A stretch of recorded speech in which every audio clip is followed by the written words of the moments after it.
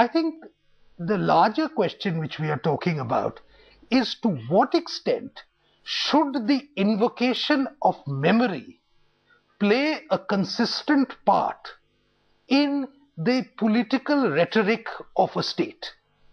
Now that's a matter of subjective matter. Okay. I cannot dictate whether it should or should not. The question is also, if we are to talk about memory, it's very easy to also talk about memory all the way. You know, I would feel it's absurd in today's life. For instance, if someone was to mention why we should not say what happened in Hyderabad in 1948.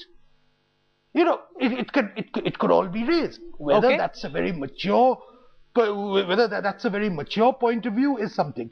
The court cases are going on. There are people who have reservations, misgivings about particular judgments. There is a courts of appeal which are there. There have been various forms of investigations which have been mounted. These, and I'm sure, and in a lot of cases, the guilty have been punished. There are others who are pending trial. These are matters which are the court cases, and I'm sure they should be carried out rigorously without any failing of any state agency. Okay, that much is, I think we are unanimous on that count. But the point is, how much of memory do you use for political purposes as opposed to a personal memory which Professor Bandukwala carries with him? Okay. That's the question I want to ask. If you're going to use Gujarat constantly, any reference to Gujarat, you're going to preface it with 2002. I think what you ultimately do is you undermine a larger contribution of a state, and in the process you also help in a polarization process, which I think is very, very unfortunate. You're saying there's no point in harping about 2002, and that's not the only thing that can define Narendra Modi and Gujarat. Okay, give me a moment, I'm coming back to you. I'm not saying that, Rahul. Don't say that. I said 2002, the entire question of 2002 has its place in either people's personal memory or in the courts. Whether it should continue to form a part of political rhetoric is the question, is the issue I'm raising. There's also collective memory. It's a nation that's been tarred by the fact that the administrative machinery of a state sat back, allowed the carnage to be perpetrated, made no attempts to stop it. We're coming to that in just a moment. I want to go across to Kamal Farooqi. The only person who's come out and supported Maulana Vastanvi is Zafarul Islam, the editor of Milli Gazette. He says the Modi of 2002 and the Modi of today are different. We don't expect him to apologize for 2002, but do not forget he's appointed a Muslim police chief, which is a big thing for Muslims. He started a number of schemes in which Muslims have been made stakeholders. He's not uttered a single derogatory word against Muslims, so there's no reason to react against what Vastanvi is saying. He's saying the Modi of 2002 is different from the Modi of 2011. Move on. Modi of 2002 will always remain a Modi of 2002 for the nation to come, because we cannot forget Jallianwala Bagh, we cannot forget 1984, we cannot forget 2002.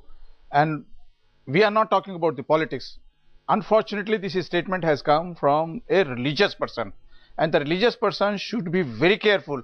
He has just now taken over the chief of Darul Uloom.